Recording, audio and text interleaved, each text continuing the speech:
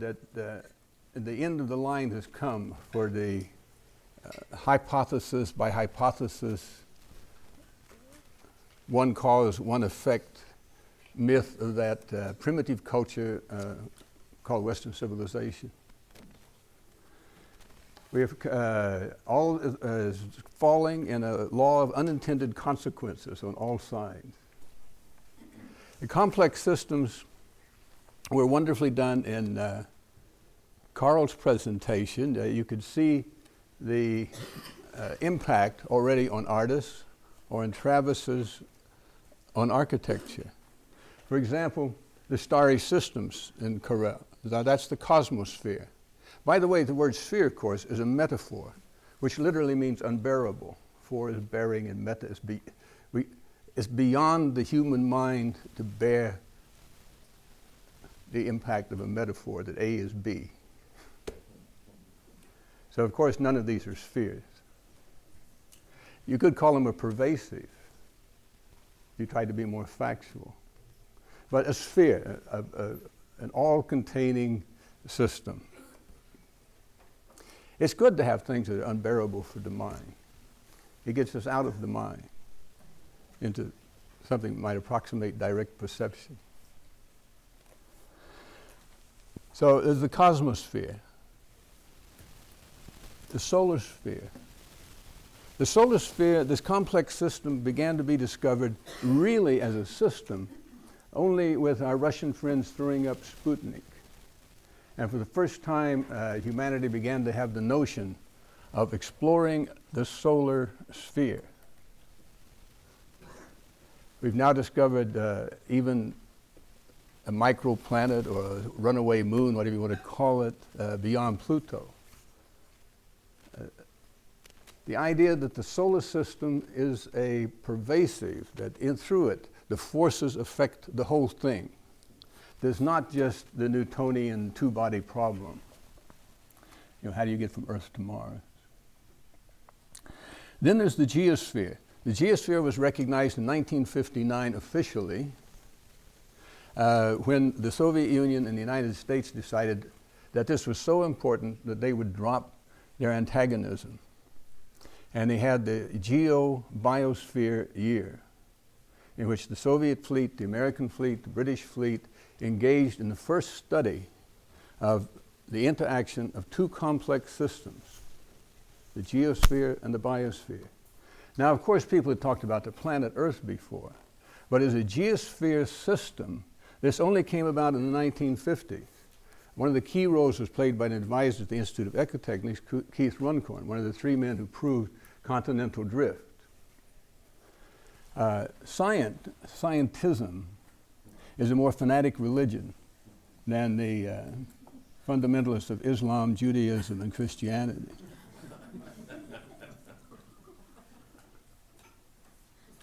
They well remember what happened to Bruno, and they do it to anybody else in the scientific community that would attempt to bring in new ways of looking at things. There was a guy named Wegener, for example, that said the continents drifted. You can take Latin America and fit it right on the south, Africa, et cetera, et cetera. A friend of mine was threatened to be kicked out of geology, one of the most, almost a genius level guy, the top student. He said, if you ever mention continental drift, you're out. Eddie McKee, who was the greatest petroleum geologist in the United States, the man who actually got, like a wali in Islam, a monument, his grave on the trail down in the Grand Canyon, could not open his mouth about continental drift. Once continental drift was established, that the continents were actually floating around on top of a mantle, something called a mantle, then for the first time we could look at a geosphere. Before that, there were all sorts of strange theories, at least as strange as an Aboriginal creation myth. Isostasy. Sounds better than ecstasy. The mountains are rising in order to balance the weight. We're over here, they're dropping. No idea of subduction, of whole billions of tons being drawn down underneath and so forth. My point in this is that these complex sciences are new. Einstein says science progresses barrio by barrio. A lot of people are still not buried that still control the centers of power in science, but they're getting up there.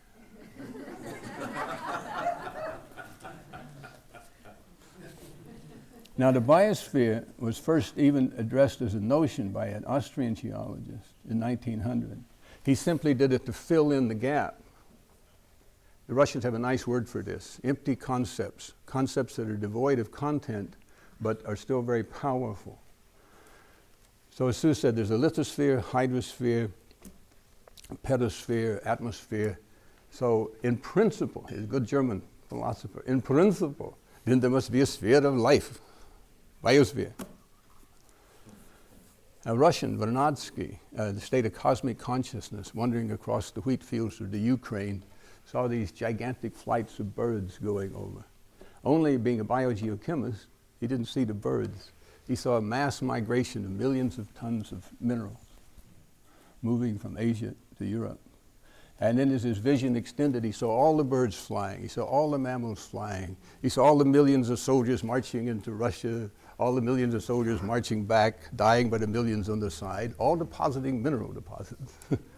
And he saw the biosphere, the gigantic interchange of elements over the planet Earth by the force of life.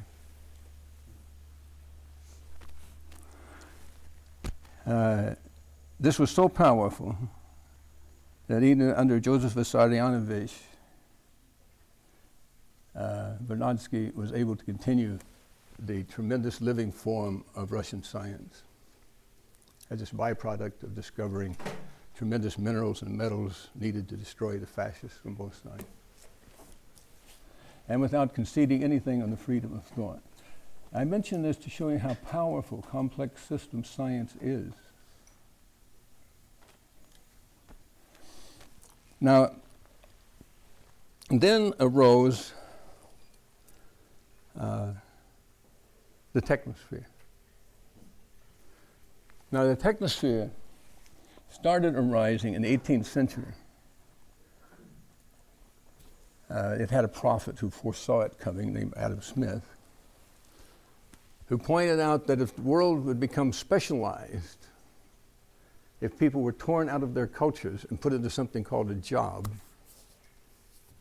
the cleverest method ever devised to trap a higher mammal. And if you could apply the state and kick peasants off of their land and move other people around, throw them in jail if they loafed or slept on the street, you could force people into these jobs. And in these specialized pieces of work, you could start to produce commodities that were extremely cheap. There was still a good profit factor left. And if you had a British Navy or an American Navy or whatever, a German army, then all you had to do was knock on the door and force somebody to admit your commodities and eliminate the artisans, and that's the science. Now, to become a technosphere took quite a bit of time. It took all of those inventions. It took 2 world wars. It took the spectacle of the German Empire, the Austrian Empire, the Russian Empire, the American Empire, the Japanese Empire, the British Empire, the French Empire, hastening the evolution of technology with the fastest method ever invented, survival by war.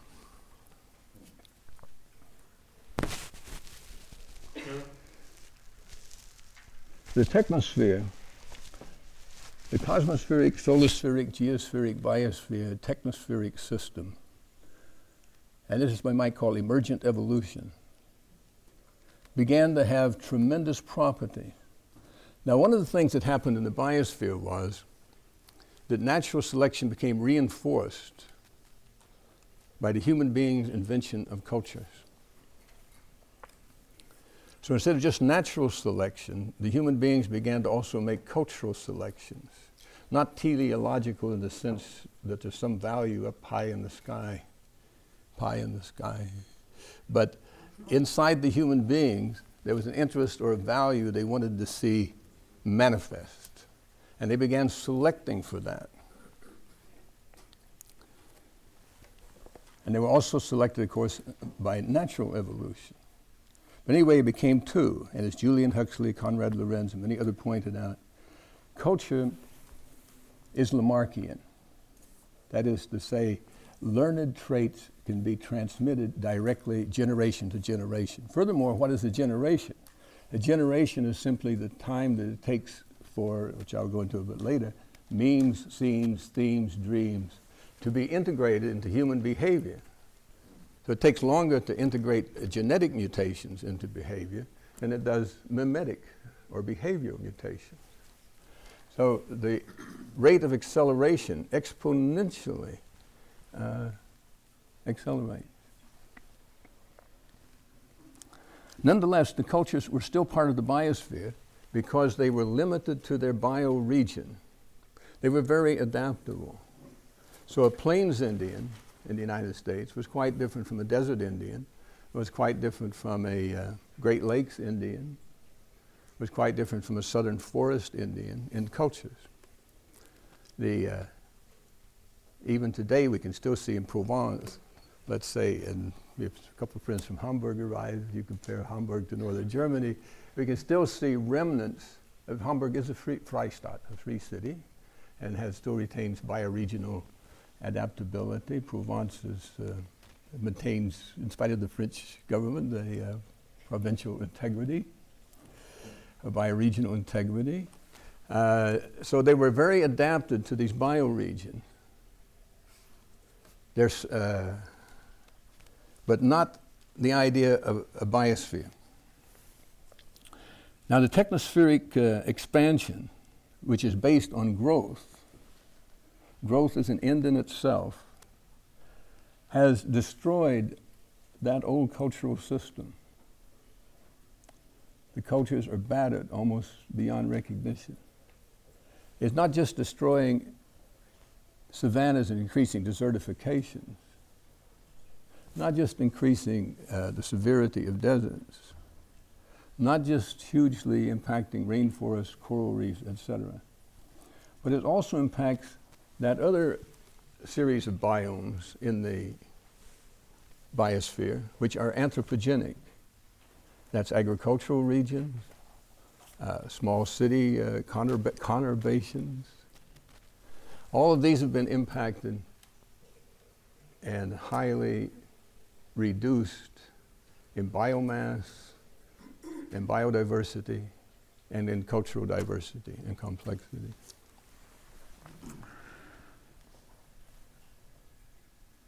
Now, when I say destruction of cultures, to continue on to the rise of the ethnosphere, we can't really study the destruction of something unless we know what makes a culture. This has always intrigued me from the time I was 9, because my family was composed of 4 lineages, each of which was a strongly distinguished and differentiable clan in the frontier culture. The Walls, the Cutrights, the Allens and the Polks. They all maintained a quite different variation of that culture. What lay in common behind that? And then, of course, there were great anthropologists, but finally there was a Polish mystic who also went to Oxford, studied with the great English anthropologist. And very fortunately, in 1914, fortunately for us in the world, the British didn't imprison him as a foreign national in 1914. He was left free to roam around New Guinea and do his science. Malinowski. Malinowski said, what are we studying when we study a culture? He said, let's look at institutions, at it functionally. What are the functions that have to be carried out to make a culture? So he distinguished between practical institutions, let's say like the fishermen, or the hunters, or the gathering. Very importantly, the reproducers, that is, offspring, the function of the institutions that handle the offspring, and sexual institutions. For example, there's special institutions like courting, let's say. What are the institutions that allow the transition from childhood to sexuality? And every culture has them. And obviously must have some way to get the food, the clothes, the shelter, learn how to be sexual being. Most animals don't have to because they become sexual almost as soon as the brain goes. But because of the long, prolonged childhood or latency of human beings, people really have to have sex as a cultural invention and the variations. Those aren't all of the institutions we find in a culture, though. Gaps occur. Gaps that the fishermen or the hunters or the people courting each other or the people raising the children cannot solve. For example, death. Boom. Well, the fishing is, you lose a good fisherman, how do you deal with the death? Or you're courting somebody and they die, how do you deal with that? Or you're raising a child and they die, and the mother dies, how do you deal with that? It's a gap, it's a discontinuity. What happens if you have a run of bad luck? The great war leader goes out and he loses 2 out of 8. And he goes out again and he loses 1 out of 7. Well, this is a very bad casualty rate. So people stop showing up for that war leader. That's literally how, like, the Plains Indians and many cultures did it. If you were successful, no casualties, and you came back with something from the enemy, more people joined your war party. A big gap, a bad luck series. Supposing you went out and hunting deer, and suddenly the deer aren't there anymore. There's a huge gap. How do you deal with that? So Malinowski pointed out that there were 3 institutions that every culture had that dealt with gaps. Let's take magic. Now, magic exists. Just because it's outlawed by the 3 ideologically impoverished religions and incapable of complex philosophical thought does not mean that magic doesn't exist. In fact, they're foremost users of magic themselves. They simply really forbid it for other people. Magic is the process of producing confidence. Why am I confident? Well, actually, I'm not very confident now, but I get more confident by the moment as I'm working magic on myself. Magic makes up for all those gaps, like when the memory isn't going, this isn't going, the logical gaps show up, all kinds of gaps come in. And still, if you can carry it off, Goethe said, boldness gives you a big chance. Boldness helps make your dream come true.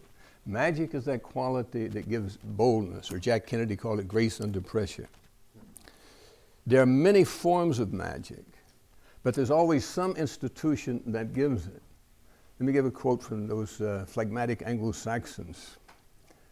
The battles of England are won on the playing fields of Eton. Why do they go to Eden, for God's sake? Exposed to homosexuality, cold showers, all of this, boom, boom.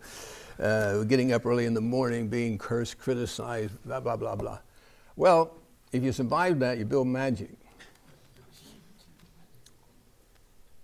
For whatever you do, bisexual, trisexual, whatever you do. So the English are famous, if you ever get to know English, for their high individuality. They have the confidence to carry it off. Eden is a magical operation. And of course, all of you can work out your own. By the way, cultures are so complex that the only slides you're going to see are the slides that you make in your own mind here.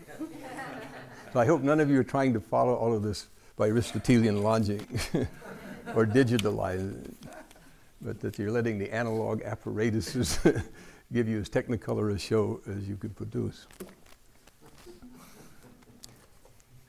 This is slanted that way. So the Aristotelian element, A is A and A is not B, not A, is a minimal element of this, as it is in all complex systems.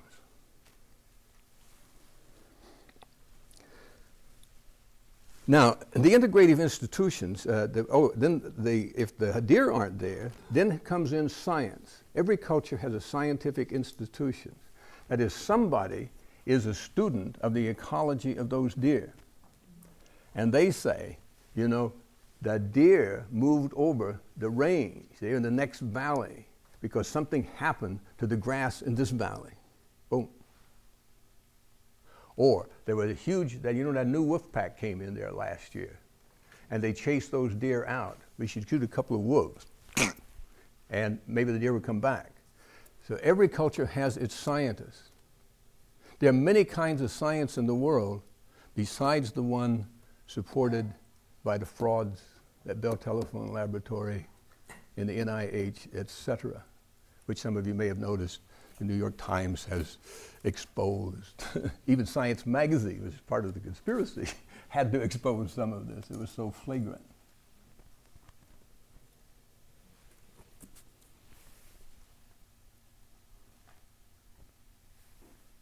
The other thing needed is this death bit. So every society has a mystical, every culture has a mystical group, has experts that can show what is the transition, how death is part of the process and actually enhances the process. Now this is, all these he called the integrative functions. They integrate these gaps into where the functions, the fishing and the hunting and the reproductive and the sex functions can continue. Then this is pretty advanced, of course, for everybody in the culture, because some people are very young and just coming up. Other people maybe aren't quite as bright. Other people maybe just want to enjoy being a good frontiersman. It was a great life, you know. You got to ride your horse. If you had an axe and a rifle and a horse, you had about everything you needed. A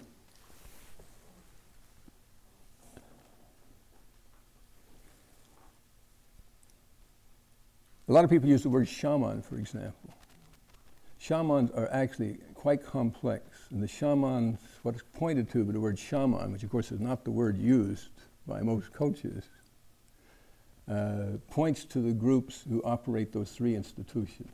The difference in language between an advanced shaman and the average member of your local society, frontiersman or Lakota or whatever, is just as great as the difference between William Burroughs and the freshman art student at Harvard. Long ways. So there had to be linking institutions made. And this, I think, it was a discovery I made for myself anyway. Malinowski stopped at the integrative in that. But when I've gone around in cultures and actually managed to get accepted into one to where, the way you get accepted in any culture, by the way, is to act stupid and be stupid and show a promise to learn something. While somebody orders you around and while you do something useful for it. Then you get to see whatever you can see in between carrying out whatever they are learning by. The linking institutions were, I think, are, a lot of you are quite expert in studying different cultures, so you can study it for yourself. Techne, what the Greeks called techne, the muse of techne, or applied science. Art, politics, or sanctions, or power structure. Art, as James Joyce put it, is the arrangement of the sensible into a form satisfying to the emotions. For example, a mystic needs an artist because a mystic is dealing with the non-sensible. Many people can't take that straight, so you have to have an artist like Carl was doing so brilliantly there, who gives the sensible equivalent to set off the emotion with that specific instance. History, all the stories of why I'm here with you. The human mind seems to need a story. It's not enough just to say, well, you know, magic, man, it was all magic. That's why we're here. So the linking institution would be the story of how we all got here. Adventure. Adventure could be war or anything that takes you out there on the edge.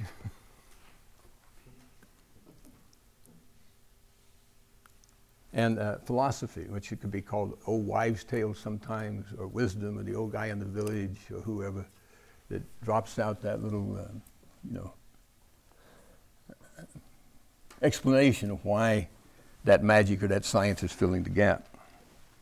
Okay, now this gives a way to actually study cultures. And I'm going to add one more thing to that, which is memes, scenes, themes, and dreams. So the science is never quite, culturology never became quite a science, because what was it we were studying? Even after Malinowski came up with, we're looking at institutions, what do you actually study the fisherman doing? Where's the atom? So the atom was the unit of behavior. The meme was first discovered not by Richard Dawkins, but by an American. You know, the Russians always discovered everything first. That's the Americans' criticism. But of course, we know Americans always discovered everything first. But in this case, it was actually true. There was a guy named Gilbreth who created industrial engineering. And Gilbreth and his wife were masters at stop-motion photography. So they would go in and photograph a worker. And then you would run that freeze frame through, and you would find how many distinct motions they made to get from A to produce B. And they would say how many of those were necessary and how many weren't. If the culture was, which that culture is, in that culture the value is to be efficient. The less labor time to get from A to B, the better. So, the first meme study was done by the Gilbreths, who were a little bit ashamed of it, but they still wanted to be immortal like most inventors. So they called them Thurbligs, which is Gilbreth spelled backwards. So those in the know would credit them, and those who didn't wouldn't blame them. Industrial engineers were not all that popular with the working class. So they ran through it. And when you study this, then you would go up and tell the worker, okay, you're doing this. Now, why is that knee moving? That's energy. Why are you gripping this thing too tight, these fingers? See how much more efficient that is? And they go through in detail. Now, it's a secret. You know, you read the thing, capitalist productivity increased by 2.8%. That's one of the big ways it does, is by the study of memes. Now, Dawkins, being English, of course, added to it, and he said, well, these memes must be ideas. The Americans think, oh, we're physical movement behavior. Now, so you can have memes of emotion, memes of movement, and memes of thinking, and you can have memes that integrate them.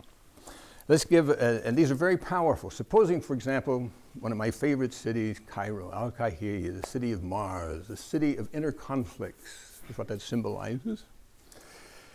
So if you must learn key memes, inshallah, let's say, William and I are going to do something. So we're going to do X, inshallah. Now, inshallah does not mean if Allah wills it. I mean, technically it says that. But inshallah means if William decides, screw Johnny, I'm tired of that shit, I say, oh, well, this is too much for me, we don't do it, then inshallah means we always expected something might happen. Now, supposing we both decide we want to do it, then we say, mashallah, mashallah. Allah did will it. That is, somehow, God knows how it all turned out. Supposing it doesn't turn out, we go ahead and try it and do our best. We say, malish. Never mind. So what? What the fuck? Yeah. And then supposing something just happens that's great anyway. We don't have any intentions, no inshallah, mashallah, malish, but it's still just great. Yeah, I look over there's a grin with Travis, we go say, alhamdulillah, alhamdulillah. Which means technically praise to God, but it really just means, oh boy, wow, it's great. Now, these 4 memes can do wonders in Cairo. Try that in front of Mr. Ashcroft's gang today. We're going to get them terrorists, inshallah.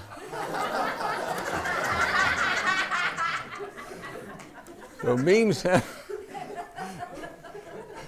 they're very powerful.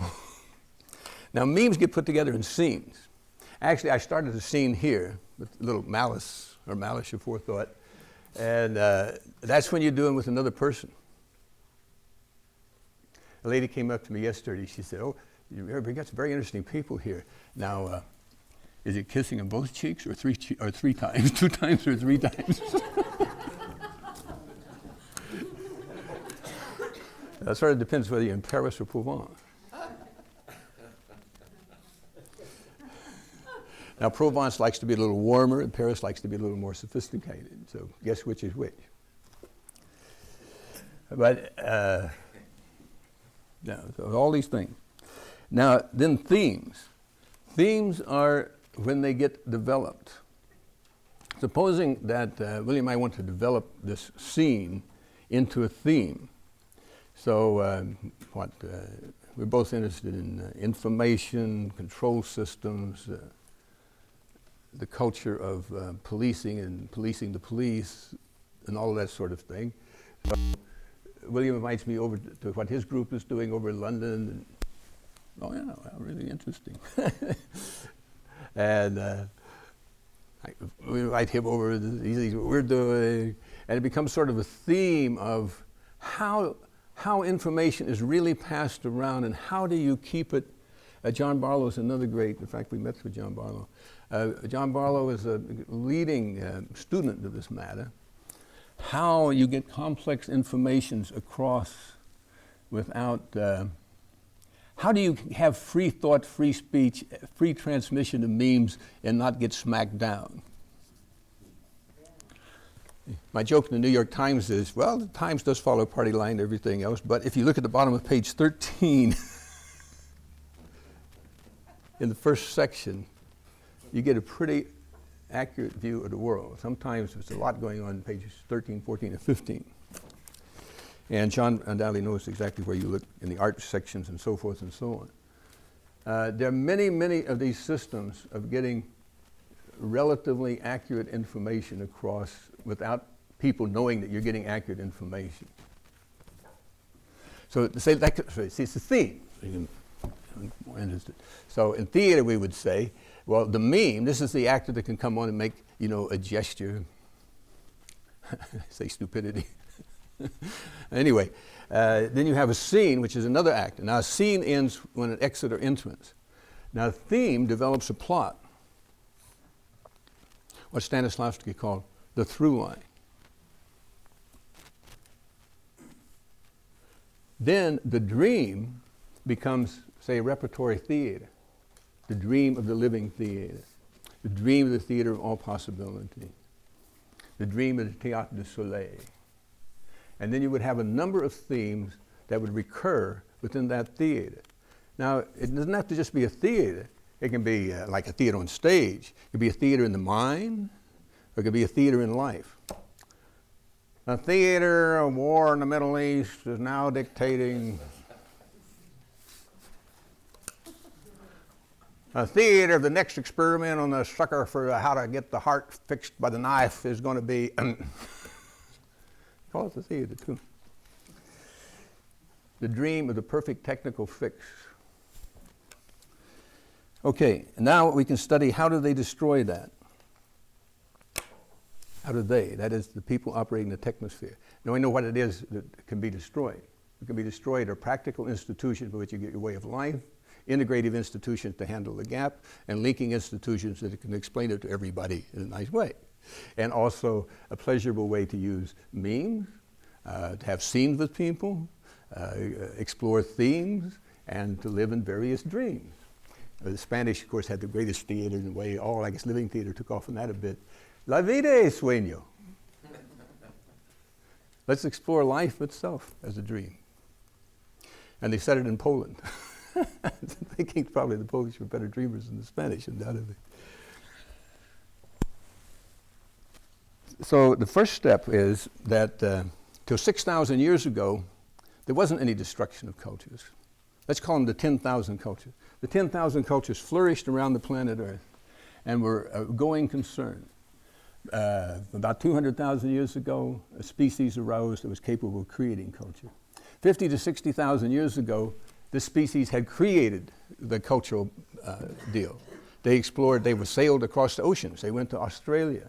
They were in Africa, Asia. They were in the Americas. A long time ago, tens of thousands of years ago, in the Ice Age, when the oceans were low, when there was a lot more land, when there was a lot more ice. 3,000 feet of ice rose above what's now London, Berlin, and Moscow. So 6,000 years ago, something happened. Techne escaped being a linking institution and began being one of the integrating institutions. And it handled a gap called war.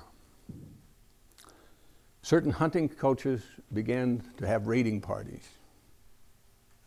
The raiding parties began to say, oh, these cultures are producing a little surplus value over there, a little food, a little this, a little that. Let's come back next year and raid them again. The Navajo and Hopi sort of stayed that way. That is to say, the Navajo never moved in and said, now we're the Navajos sitting here, the local occupying party, and you are working for us as slaves. So the Navajo and Hopi stayed. The raiding party came every year, boom, boom, boom, and they left. Somewhere in the Middle East, a raiding party arose, rolled in there, and stayed. You're working for us. And now we have a linking institution. It's called war. And you are going to report to our mystics, our magicians, and our scientists. Hey, this is really good. How about conquering that one? And so you had all these rise of empires, et cetera, that we all know about. So the first thing was they would move in and destroy the local linking institutions. Generally, the people running the integrating institutions, your top shaman, would split to the woods or the desert and survive. In Mexico, there's a tribe called Huichol. Huichol are considered to be the remnants of these integrative institutions. There are many different Huichol groups that ran a previous civilization that had been conquered and overthrown by the others. These are the masters of peyote and dance, and absolutely extraordinary people.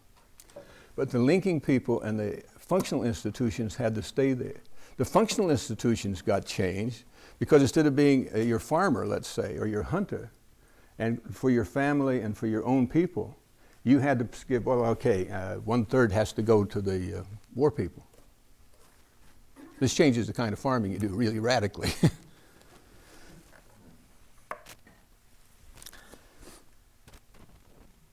Then Techne made its superb invention that set it to be the disruptive force that it is today. They invented the state. Now, they didn't just move in so they were occupied by another tribe. At least we understand it's another tribe. Boom, boom, boom. You're occupied by the state. And the state set up something called the law. Dies is dies und dat is dat. Verboten.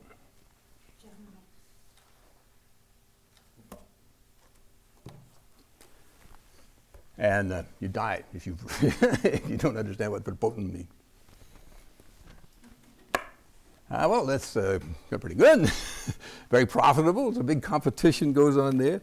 Underlying this was then the change of the sex institutions.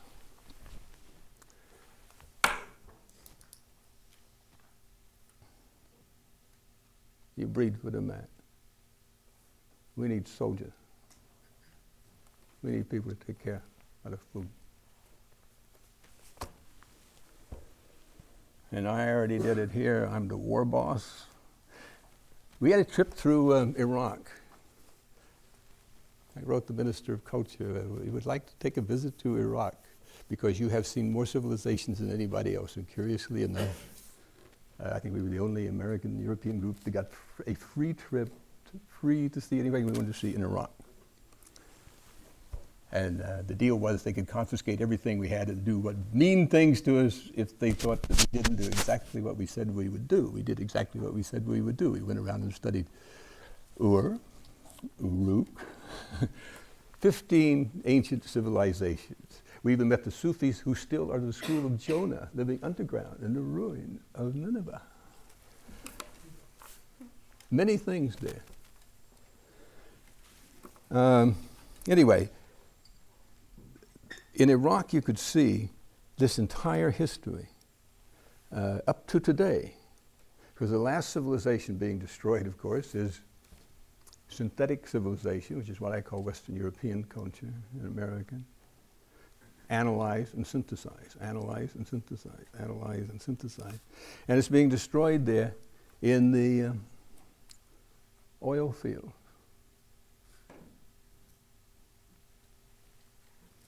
Because they're not putting back together what they break down. The energy system, synthetic civilization is breaking down over the fuel and oil. It analyzes, but it cannot resynthesize all of that. No, there's a buildup. Okay. On top of that, to become a technosphere, it had to be actually a sphere like the geosphere or the biosphere or the solar sphere. Everywhere you go on the planet Earth, we deal with the sun, we deal with the stars, we deal with life, we deal with the Earth. We have now, wherever you go, you deal with the technosphere. No matter where you sail in the ocean, you're dealing with pollution, stuff that's coming from the technosphere. If you're in the middle of the Amazon jungle, either there's no Indians left there because they've forgotten the way to live because they've been missionized or whatever, or shot, or you find people that are gathering plant samples for Pfizer. The technosphere is everywhere. There's no place that anybody can get out of it anymore. If we fly into space, we have to have a special thing watching so we don't run into the nuts and bolts left from the last broken down spaceship. So it is a sphere. When I say there's a spheres, we're speaking scientifically of complex sciences. There is an origin, there is a history, there's a spatial distribution, there's a time element on it, there's a certain amount of matter involved in it, a certain number of things, and energy exchanges. And they're studyable. So, then it was instituted a struggle between the last two empires, one who wanted to have the state control of increased productivity, and one that wanted to have corporate control of increasing productivity. Both Marx and Adam Smith agreed, absolutely, nature is a free good. The technosphere does not have to account for anything it takes from life. Furthermore, they didn't even bother to state it was so clear. Culture is a free good. You see somebody's cultural institution you want, take it. You see the rainforest they want, take it. You want the culture to take it, make an ecotourist hotel, dress them up in their fucking clothes, and make them dance.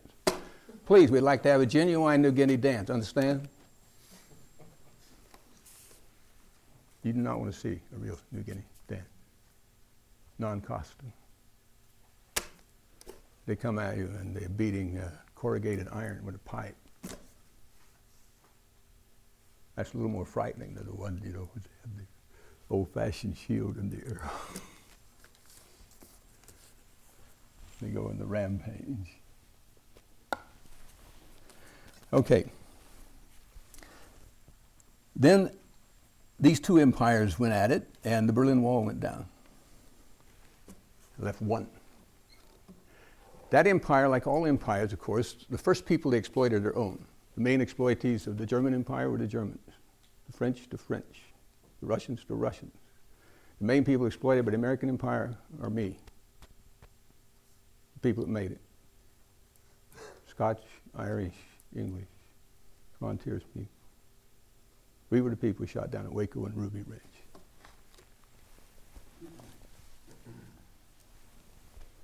It's the reason the English overthrew the British Empire.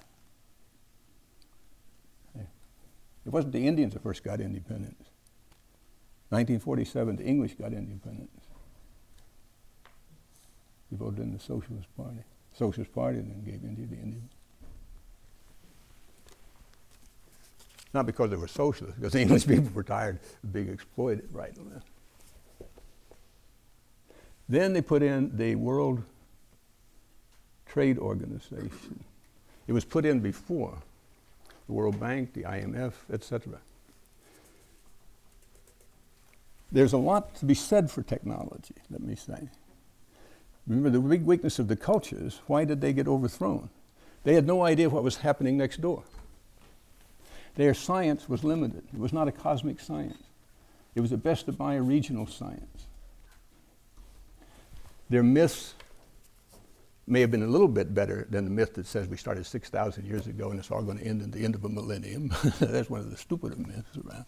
But they were all relatively limited like that. It had nothing to do with anything approximating to objective reality. And so it was a big surprise when somebody showed up from over the horizon. Boom, boom, boom, boom, boom, boom, boom, boom, boom, boom. People were backward, they were held down, and although it was satisfying on the whole, many people in the tribe were what were called chandalas. To extend the word from the Jewish. The chandala were people who couldn't keep the tribal rules. When we were members of the Savai, the Savai community, well, what do you do with the people who don't keep the rules? You know, it's a very happy village. In fact, they were inviting us to set up a village and become members. We said we don't have enough people, enough boys and girls. They said, well, we give you a boy for every girl and a girl for every boy. You know, plenty, okay. Well, they just kicked them out. They have to live outside the village. So they wander around outside. So it's hard to live as a chandala. So supposing you come in from a world market and you want to take over this area, you say, well, find the chandala. Find the local people who don't get along. And promote the chandala. The Christians first invented that. The Christians first got the chandala Jews, and then they got the chandala Greeks, and then they got the chandala Romans. It's a very good technique. Now, the tribal system had nowhere for you to go if you were a chandala. You're wandering out there in the wilderness. You don't then say, okay, the Sioux have kicked me out. Now I'm going to go over and become a Cheyenne. That's pretty difficult. So for the chandala, the technology represented an advance. If you were a member of the conquering culture, of the ruling class of the conquering culture, and if you made alliances with other ruling classes, it amounted to a huge advance. Above all, it amounted to a huge advance for humanity, because without that, we would never have understood that there was a solar system, galaxies, the geosphere. We never would have understood there was a biosphere. Many tribes changed drastically the biosphere. The fires of the Aboriginal, the fires of the American Indians destroyed huge amounts of forests and converted them into a grassland for quite some time. However, the last thing is that global tech invented its own culture, which I call global tech, the Ethnosphere did. The global tech is the culture of people who believe that the market fulfills all of the gap functions. Death is causing you a gap. Why don't you have a great funeral? You can buy it, you know. If you're too poor, you can have insurance. You get yourself a better funeral. And the funeral is going to fill in this gap with the family and everybody. And in fact, if you really need a big funeral, everybody in town come to it. If you have a presidential funeral, put it all on TV and run it there. It costs you so much money, but you fill the gap. You want confidence, win $1 million to your local lottery. You ever see the pictures before and after? Look at a TV show. You're going to get $200, you run down the aisle and pick out something faster than some. And the people come out. This is all magic, you understand? They have magic. You see these people there, most fat, horrible, unlovely looking people away. And three of them in a row. I just found out that she's sleeping with him and but we don't know who the baby is. And the TV gives them a DNA code. You find out who the father really is. And they get the catharsis in front of everybody. And they get up. And they're no longer, and sometimes even get new hairdos and new dresses. And they get up, and you see magic has worked. They're no longer the lumpen proletariat, the future American Revolution. They go, ready to face life. And that's the market. Does it cost you so much to produce a show like that? You have to pay people so much. You have to have the handlers. You have the security people in case they jump up and start killing each other so they can intervene. They're really marvelous productions of the Ethnosphere. They have science. The correlation shows that if you do A, that 29% of the people get B. I'm sure if any of you had any scientific background, you understand it's not scientific. But this is what you see everywhere as science. And then you see that they've rechanged that. Now, if you do this, you get, so it's one proteins, low carbohydrates, high carbohydrate diet, whatever. All of it's done on the market. And the global tech people, the people believe in that. So they take the job, professional, and perks. Let's not forget perks. Perks you don't pay taxes on, et cetera, et cetera. And all of your problems are solved. There is only one problem with it called anomie, meaninglessness. So they have dropouts. Now the ethnosphere began at a point, I think, of, I began to perceive it. It changed my life totally. I was on my way to Australia, 1967. Having given up in Western civilization and everything, well, the best way is simply to sit in the Himalayas or somewhere like that, where you have freedom to experience anything you want to experience. And then I happened to go through San Francisco, and there was Haight-Ashbury. And there were 20,000 people experimenting, doing everything they wanted to do, and to try out every idea, freedom of speech, freedom of life. And from every culture, and every race, and every drug use, and every philosophy, and every metaphysics. And there were no cops, there was no church. It was incredible. 3 or 4 of us started basically the Institute of Ecotechnics, the Theater of All Possibilities, et cetera. Other people started this, and other people started that.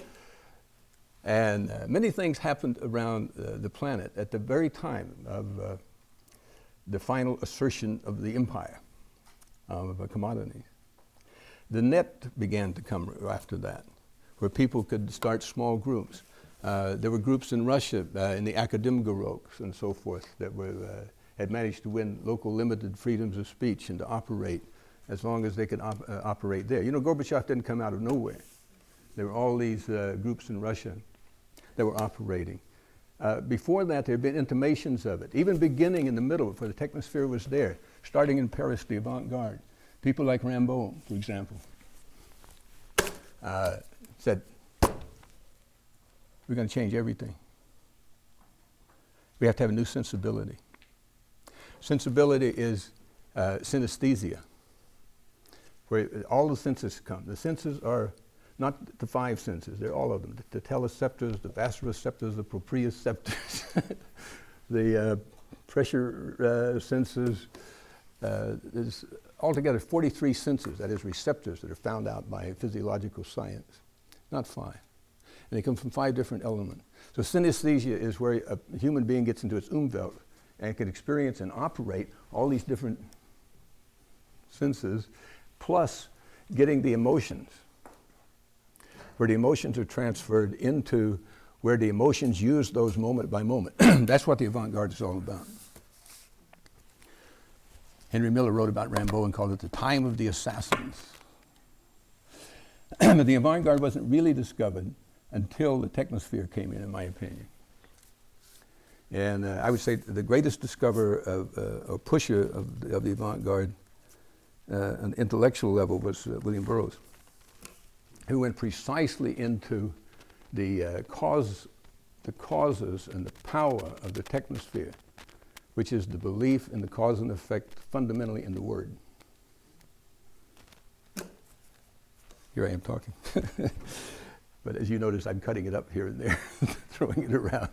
And that's why you have to run sort of your own dream sequences along with this. But we can see on a bigger scale the ethnosphere coming. Even here, as I look around, a number of different continents represented, people with quite different worldviews and that, but who we do have a common language of recognizing that there is a geosphere, there are these results of the technosphere's discoveries, which is complex sciences, the very thing that supersedes and gives a way out of the whole thing.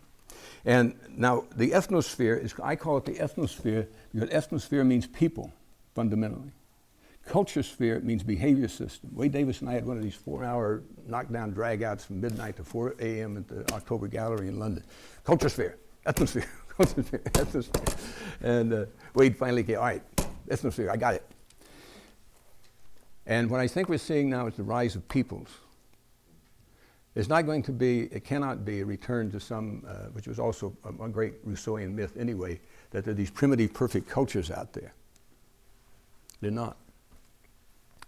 So but there are people who are in love with their landscape, with their biosphere, the Carpathian Mountains, the Rios Hills, Sussex, Provence.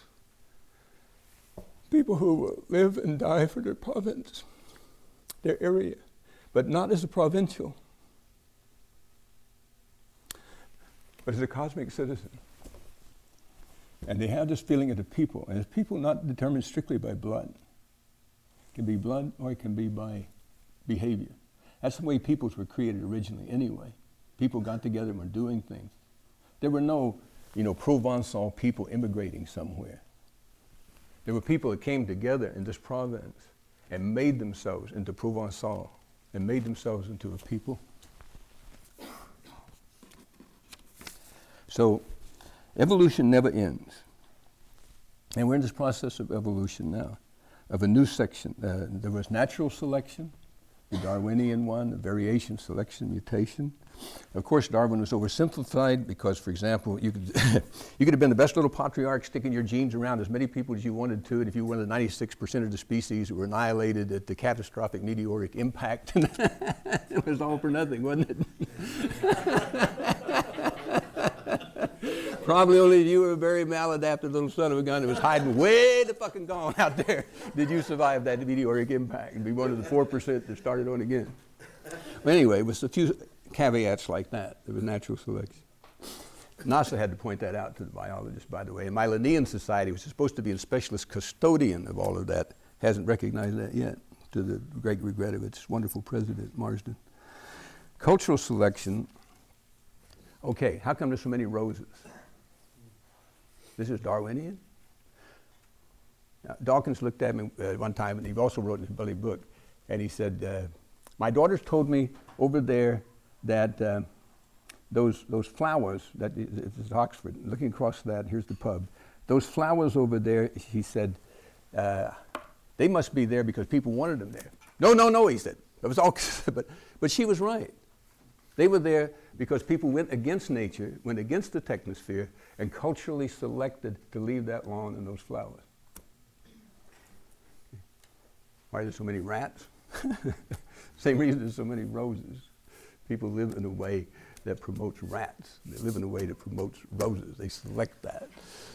And if you want to change that and so forth. All right, then there's technical selection. Technical selection is not on the basis of present value right now. I don't want just a 10% return. I want 10% return on the present value of my money. I want that inflation rate included. Furthermore, that present value ought to increase over a 5-year span. And I want payback in 5 years too. Any longer than that, there's too much of this inshallah stuff around for me. We're sophisticated. We did a lot of business in them Arab country. We know a good meme when we see it. Now, ethnospheric selection would be something else. Burroughs said to evaluate by the intentions toward this planet, meaning the biosphere, geosphere. But intentions are not enough to judge by now. It has to be judged by the actions. What are the actual actions? So if a given corporation is making products and they're making a profit, and you have to have that for the capital and so forth, they still must be judged whether or not they're contributing to biodiversity and biomass, what we call Institute Ecotechnics, top line profit and bottom line profit. And they should also be judged on cultural diversity. Are they increasing cultural diversity and integrity or decreasing it? And on technology, is their technology actually not just recycling? Recycling is sustainable to me is a quite reactionary Platonic concept. Is it evolutionary? Is it co-evolutionary? You cannot sustain the world. We cannot put up our hand, and say nothing is going to move past this point. But is the techno doing co-evolutionary inputs with the biosphere, the geosphere, the ethnosphere?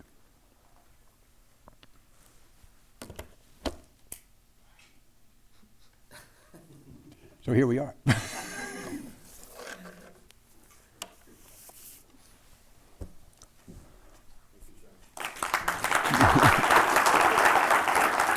We have a little bit of time for burning questions or provocative discussion.